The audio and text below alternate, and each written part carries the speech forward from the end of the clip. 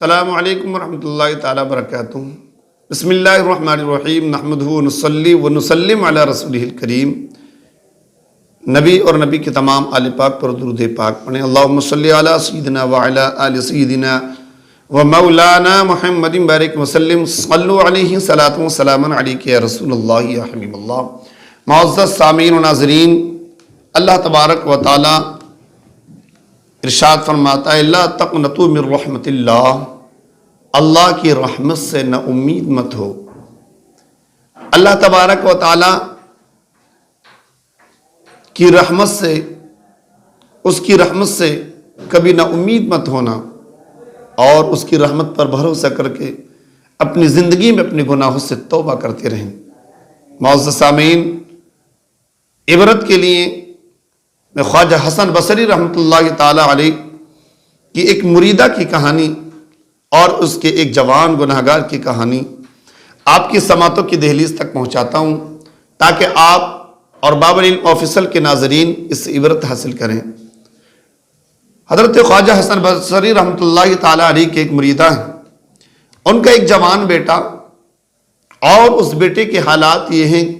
کہ روئے زمین پر جو گناہ ہوتے ہیں کوئی گناہ اس سے بچا ہوا نہیں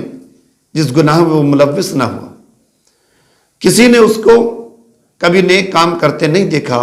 کبھی اس نے اپنے رب کی بارگاہ میں سجدہ نہیں کیا، اس رب کی بارگاہ میں کبھی اس نے سجدے نہیں کیے، اور کوئی گناہ اس سے بچا ہوا نہیں تھا۔ شراب، زناکاری، عیاشی، ہر گناہ میں وہ مبتلا رہتا۔ اچانک اس کی طبیعت علیل ہو جاتی ہے، وہ بیماری میں مبتلا ہو جاتا ہے، اور اسے لگنے لگا کہ یہ بیماری اس حد تک پہنچ چکی ہے میں نہیں بچ پاؤں گا۔ ایک روز اپنی والدہ کو بلایا اور بوڑھی ماں سے کہنے لگا اے امی جان، مجھے لگتا ہے اب میں نہیں بچ پاؤں گا، میرا آخری وقت ہے، لیکن امی جان میں آپ کی بارگاہ مریضہ پیش کرتا ہوں، میرا ایک کام کر دیں۔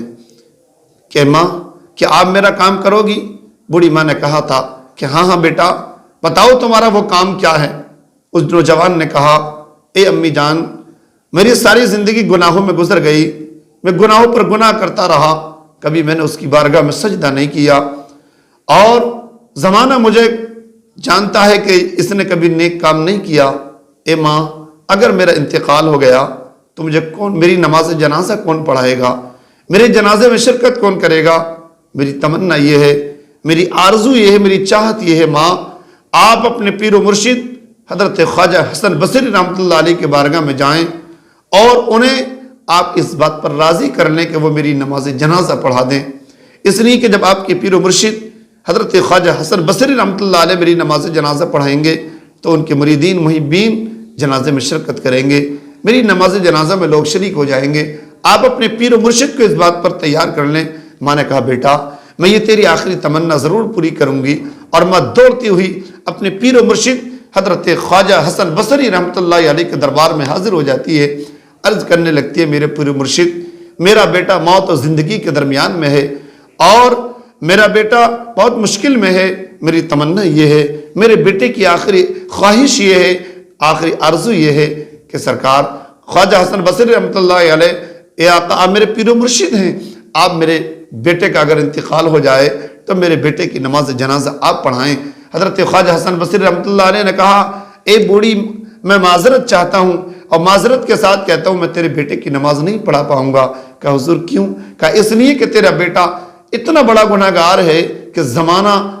زمانے میں وہ مشہور ہے، اس نے کبھی سجدہ نہیں کیا، کوئی نیک کام لوگوں نے اس کو کرتا ہوا نہیں دیکھا، کبھی اس کے رب کی بارگاہ میں اس نے کوئی سجدہ نہیں کیا،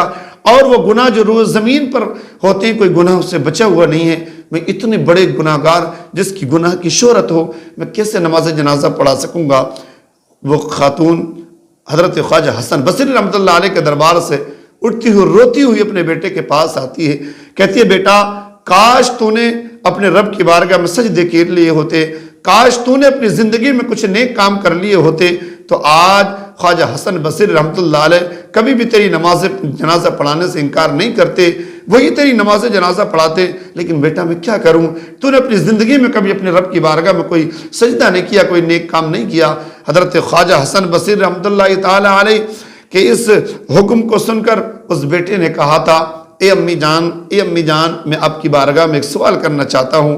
اے بوڑھی ماں یہ بتا، اگر اللہ تبارک و تعالیٰ تجھ کو اختیار دے دے، اللہ تبارک و تعالیٰ تجھ کو ایک لمحے کی مہلت دے دے اور یہ کہہ دے اے بوڑھی جب تجھے ایک لمحے کے لیے اجازت ہے، تو چاہے تو اپنے بیٹے کو جہنم میں داخل کر لے، تو چاہے تو اپنے بیٹے کو جنت میں داخل کر لے، تو اے میری ماں یہ بتا تو اس ایک لمحے کی مہلت میں مجھے کیا جہنم میں بھیجے گی یا جنت میں بھیجے گی؟ مجھے جنت میں داخل کرے گی یا جہنم میں داخل کرے گی؟ تو اس بوڑھی ماں نے اپنے نوجوان کو کلیجے سے لگا کر کہا اے بیٹا جان، اگر رب مجھے یہ اختیار دے دے، ایک لمحہ کی مہلت دے دے، تو بیٹا میں کیسے تجھے جہنم میں بھیج سکتی ہوں؟ میں تجھے فوراً جنت میں داخل کر لوں گی، میں تیرے گناہوں کو نہیں دیکھوں گی، تیری مکاریوں کی طرف توجہ نہیں کروں گی، تیری عیاشیوں کی طرف توجہ نہیں کروں گی، صرف یہ میری ممتا کہتی ہے کہ میں تجھے جنت میں جانے کی اجازت دے دوں گی، جنت میں داخل کر لوں گی۔ بس اتنا کہنا تھا۔ اس بیٹے نے کہا تھا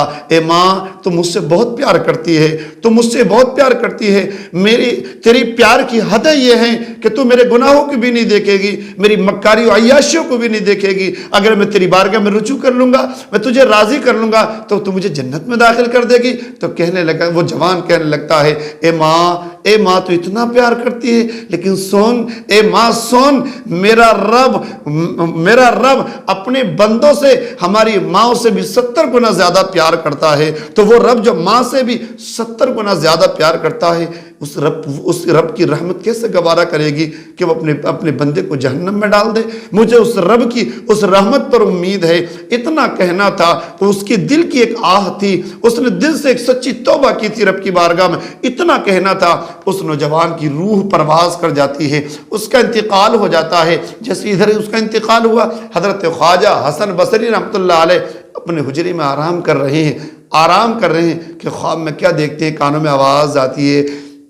اے حسن تم یہاں پر آرام کر رہے ہو، جاؤ فلاں بستی میں ایک میرے دوست کا انتقال ہو گیا ہے، ایک میرے خاص بندے کا انتقال ہو گیا ہے، جاؤ اس کو کفناؤ، اس کو غسل دو، اس کو کفناؤ، اس کی نماز جنازہ پڑھاؤ اور اس کو دفناؤ۔ حضرت خواجہ حسن بصری رحمۃ اللہ علیہ نے اتنا سنا، خوابی میں پوچھنے لگے کہ وہ کون دوست ہے کہ فلاں بستی میں فلاں جوان ہے؟ کہنے لگے خواجہ حسن بصری رحمۃ اللہ علیہ کہنے لگے کہ وہ تو بہت بڑا گناہ گار تھا، وہ تو بہت بڑا عیاش تھا، اس کو لوگوں نے کوئی کتری بارگاہ میں سجدے کرتے نہیں دیکھا، کوئی نیک کام کرتے نہیں دیکھا، اور اللہ تو کہتا وہ میرا بندہ ہے، میرا دوست ہے۔ تو آواز آتی ہے اے حسن بصری رحمۃ اللہ علیہ، وہ گناہ گار تو تھا، بہت بڑا گناہ گار تھا، لیکن اس نے آخری وقت میں میری رحمت سے امید لگا کر میری رحمت سے نا امید نہ ہوا، اور میری رحمت پر بھروسہ کرتے ہوئے اس نے جب میری بارگاہ میں سچی توبہ کر لی تو میں نے اس کے سارے گناہوں کو معاف کر دیا۔ اے حسن بصری رحمۃ اللہ علیہ، جو میرا بندہ آخری وقت میں میری رحمت سے امید کرتے ہوئے میری بارگاہ میں سچی توبہ کر لیتا ہے، میں اس کے گناہوں کو معاف کر دیتا ہوں۔ میرے دوستو، حضرت خواجہ حسن بصری رحمۃ اللہ علیہ اس نوجوان کی نماز جنازہ پڑھاتے ہیں۔ میرے دوستو، اس واقعے سے ہمیں درس ملتا ہے کہ وہ رب ہم سے کتنا پیار کرتا ہے، اس کی رحمت ہمیں پکار کر کہتی ہے اے بندے تو رجوع کر لے۔ تو اگر کوئی بندہ